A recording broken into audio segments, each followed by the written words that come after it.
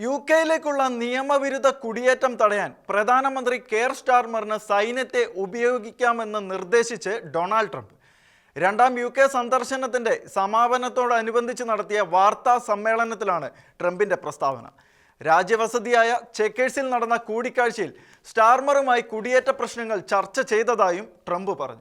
നിയമവിരുദ്ധ കുടിയേറ്റം രാജ്യങ്ങളെ അവയ്ക്കുള്ളിൽ നിന്ന് തന്നെ നശിപ്പിക്കുന്നു. തങ്ങൾ അത്തരത്തിൽ നിരവധി ആളുകളെ ഇപ്പോൾ നീക്കം ചെയ്യുകയാണെന്നും സംയുക്ത പത്രസമ്മേളനത്തിൽ ട്രംപ് പറഞ്ഞു. ജനുവരിയിൽ വൈറ്റ് ഹൌസിൽ തിരിച്ചെത്തിയതിനു ശേഷം ട്രംപ് അനധികൃത കുടിയേറ്റക്കാരെ നാട് കടത്തുന്നത് ശക്തമാക്കുകയും നിയമവിരുദ്ധമായ അതിർത്തി കടന്നുള്ള നടപടികൾ തടയുകയും ചെയ്തിരുന്നു.